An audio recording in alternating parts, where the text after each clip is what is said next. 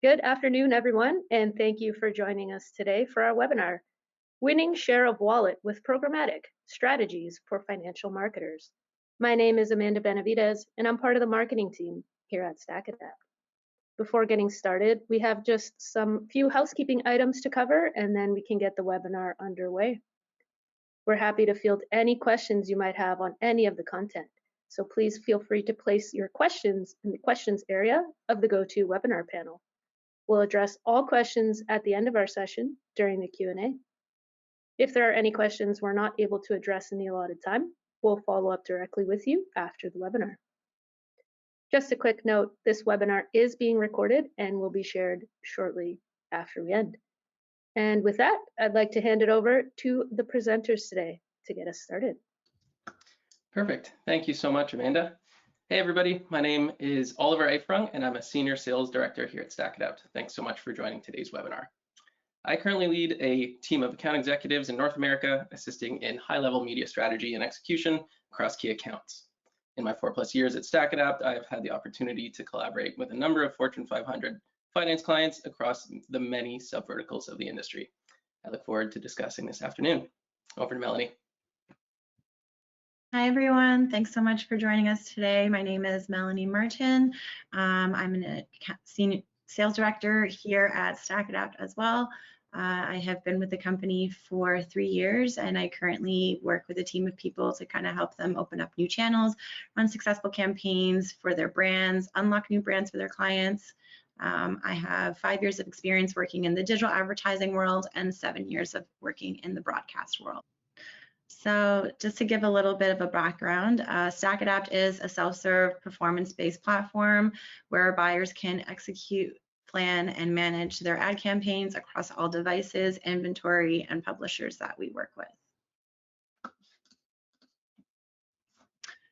In this webinar, we're going to focus on trends on the rise of the financial industry, financial customer profiles, targeting and industries, insights per industry, audience targeting available at StackAdapt, and finally, a quick summary of what we have discussed today and have some time for Q&A at the end. Perfect. So the first area that we're going to talk is about the trends on the rise in the financial industry. So inflation is set to ease, but it will still be a challenge in the year ahead. The economic background should persist throughout 2023, but inflation could sink to between 3% and 4% by mid-year. More than 2 in 5 businesses set up in 2023 will use e-commerce. 1 in 5 new businesses in 2023 are predicted to be in the tech or retail industry.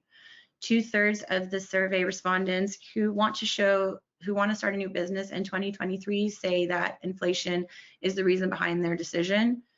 And almost 2/3 of new business owners will continue to work with their employer at the same time, dividing their work weeks between the 2 roles.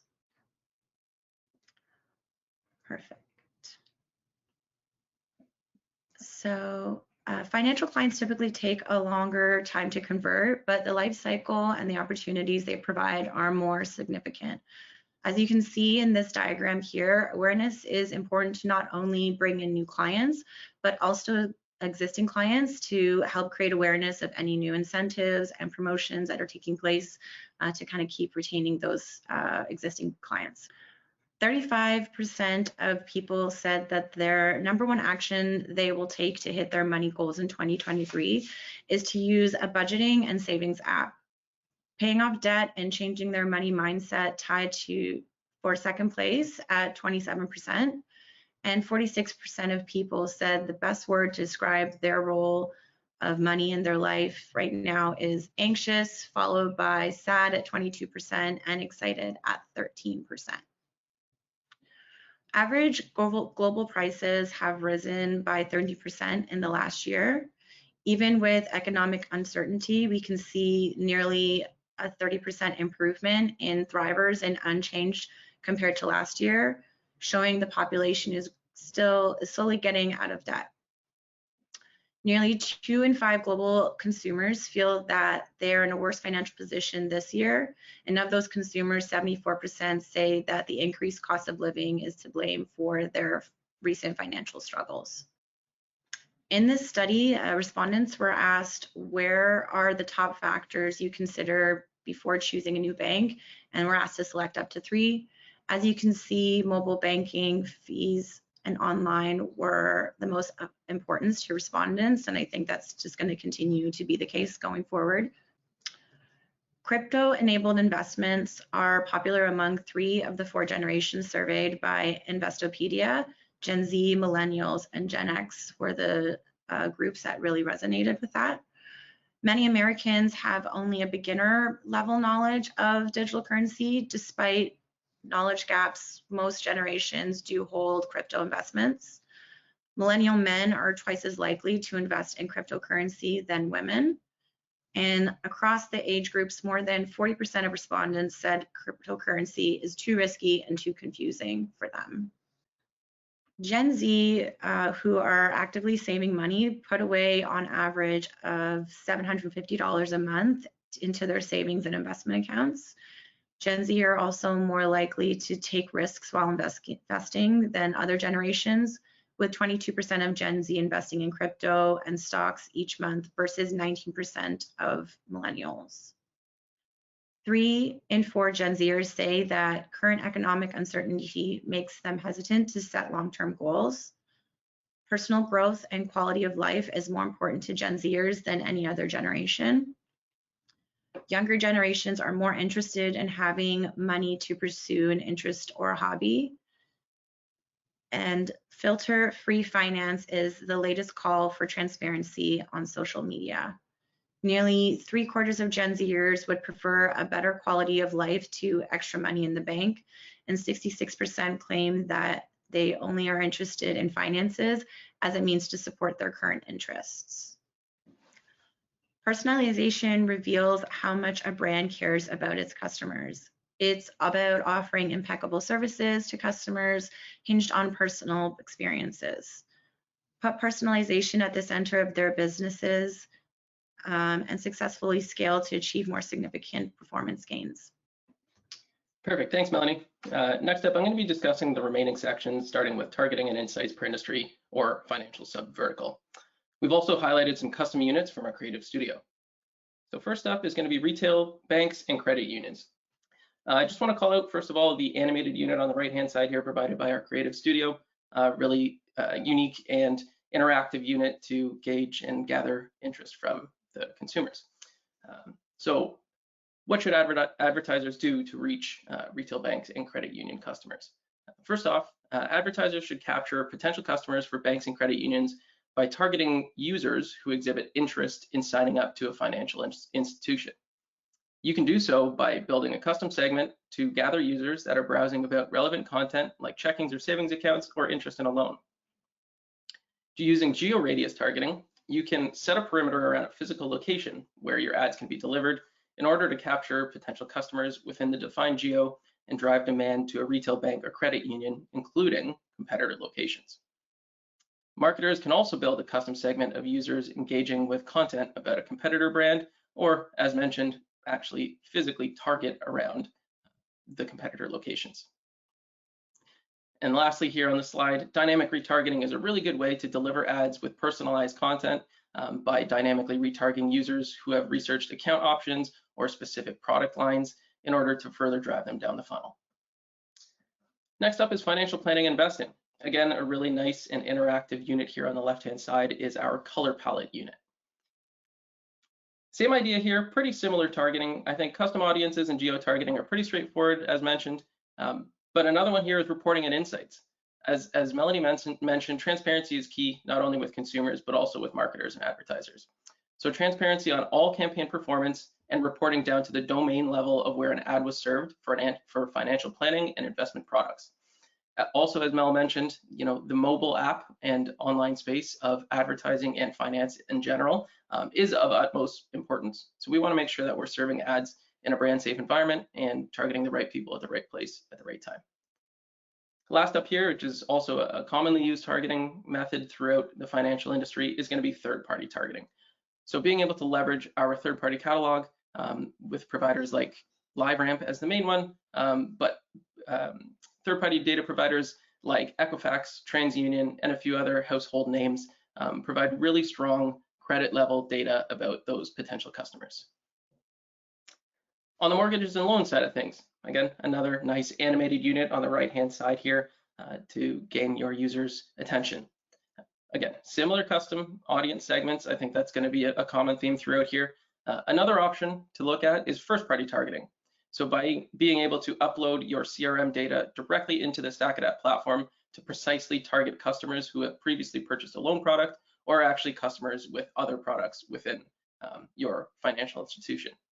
You can also build lookalike audiences off of that first-party targeting to really find similar users that might end up being customers for you in the end as well.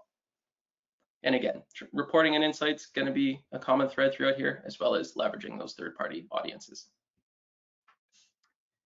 Next up is insurance.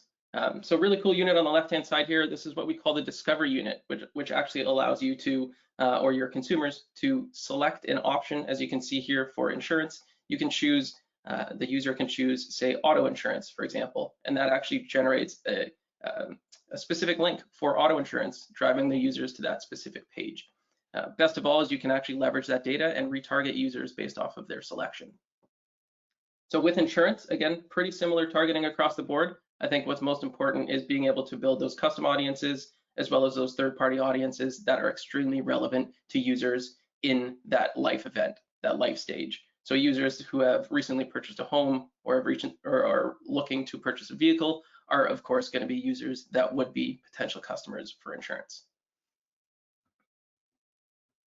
And next here is tax services. So pretty timely, tax season right around the corner. But again, same idea here. Right-hand side is going to be what we call a disclaimer unit. So as you can see here, with verticals like tax services or other legal services here, you're going to have some legal jargon that you need to display to your clients. So by leveraging this disclaimer unit, you can actually hover over the more information button on the right-hand side without taking up the entirety of the ad with text. So it's a really nice way to, of course, make sure that you're compliant according to whichever vertical you're working within. In terms of the targeting, same idea here. Geo-targeting is going to be very important for tax services. Of course, competitive conquesting works well. First-party targeting for past consumers, people who have purchased tax services in the past, as well as that dynamic retargeting, and again, those reporting and insights and transparency. Lastly here, unique targeting for StackAdapt, what we call page context AI. So we position this as intelligent AI-based contextual targeting. So you are actually able to build custom contextual targets based on keywords. Rather than just serving ads strictly based on audience, we can actually serve ads alongside extremely relevant content. So in this example here, when a user is looking up, say, best mortgages or what kind of mortgage they should be looking to purchase, we can serve ads in that page, in that actual blog page, that article page, to capture users while they are currently reading about the topic at hand. It's a really powerful solution because it's cookieless. It's actually our short-term solution to a cookieless future when Google eventually deprecates that third-party cookie. This is a solution that doesn't require or lean on cookies or mobile IDs. Rather than gathering users, building custom audiences, and targeting that segment itself, we're actually reaching users in real time as they're browsing about relevant content. Cool. Next up is customers want multi-channel experience. And as mentioned, we are an omni-channel platform. So being able to connect the dots between the channels is going to be extremely important for your brand. Not only serving display ads to drive users to the site, but we want to start at the top of the funnel. We want to reach users through interactive and engaging environments like connected television or programmatic audio, or even native, something that has an image and may gather some more attention. We can then, of course, being able to connect the dots between the CTV and retarget those users with a display unit in order to drive them onto your site. Next up, perfect timing, is recommended channels. So first of all, native is an extremely strong way to get engaged users. Engagement rate through native units are extremely high. Click rates are extremely high because these ads are non-intrusive. They sit in web pages, home pages, articles, blog posts without looking like typical ads. They're going to be sponsored by posts. You can guide users down the funnel, appeal to a broader audience, and of course, keep your prospects informed. Next up is display. Very straightforward. I think this is one of the most commonly used channels for display. But as mentioned, we do have static units, but we of course have the Creative Studio in place to help build some of those custom units. Blended in-game, really new and exciting channel. Really good way to reach those Gen Z clients, millennials, etc. Again, a non-intrusive ad that's going to be running in-game, both across desktop and mobile. Being able to target your users with the same audiences, reach users across CRM lists, but rather than have them with ads, native and display ads on web pages, these will actually take place in an in-game environment. These are going to be 100% viewable and non-disruptive messaging. Next up is CTV. As you can see, we got a nice StackAdapt CTV ad here on screen. But most important with CTV is we're really truly starting to see more and more cord cutters moving away from the linear or broadcast model. Best of all with CTV is, again, you can layer on that targeting that I've been talking about already. Custom audiences, third-party audiences, CRM audiences. Rather than kind of just spraying and praying through linear TV, CTV gives you the opportunity to really hone in on that audience. And again, most importantly, drive users through the funnel by retargeting across different channels. Next up is audience targeting. I've already talked to a bunch of these here, but I just really want to highlight, again, how our custom audiences work. So we can gather users, again, based on keywords that have been browsing about specific content, whether that's your brand, specific keywords relevant to the brand itself, or again, relevant to your competitors. We can intersect these audiences, as you can see on the right hand of the screen here. So we're able to intersect people reading about opening a checking account with people near a branch. So that actually derives an intersection custom audience, people who we know are near the branch or near a physical location of a branch, but are also interested in currently opening a checking account. The idea here is it's StackAdapt technology, free to use audiences, free to build, and a really, really strong way to find the right audience. Third-party financial targeting, as mentioned, we can narrow in on specific targeting, such as intent, topic, industry, job, that sort of thing. As mentioned on screen here, TransUnion, Equifax, any of the major credit card providers have really, really strong data specific to the financial sector. Being able to target people in specific life events, as mentioned, whether that's newly married, having a child, recently purchased a home or a vehicle, finding those users through strong third-party data to be able to target the right users at the right time as they're in market for financial products.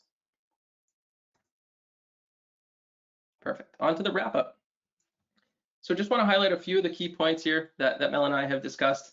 I think a trend in the industry, not only in finance, but just in advertising in general, is the importance of that next generation, and that's going to be the Gen Zs.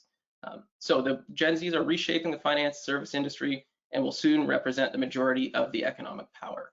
So it's time to speak their language and win their trust through different channels outside of just standard display. We can look at CTV, we can look at in-game, we can look at other different outside of the box targeting, outside of the box ad units, because they are going to be the future. Next is leveraging the power of multi-channel. So being able to reach users across multiple channels, not being siloed to an individual channel, but again, being able to connect the dots across CTV, audio, native, display, in-game, and more. Last up is scale, scale, scale. The best strategy during an economic uncertainty, or any uncertainty for that matter, is to continue marketing and often increase investments. I think we saw it throughout the COVID pandemic. The brands that stayed in market were the brands that benefited when things came back to normal. So despite a potential struggle in the economy, if you want to say that, it's really important to be in front of consumers at all times. Finally, since this is a marketing webinar, just want to put up here a little marketing slide for StackAdapt. So really important to partner with a programmatic platform that can handle new demands. As you can see on the right-hand side, we are a G2 Crowd leader 2023. I think it is for the 4th or 5th year in a row now. So those are peer reviews. Goes to show that we are a successful platform and our customers are happy with our platform. So really wanted to call that out here. Perfect. Over to Amanda for some Q&A.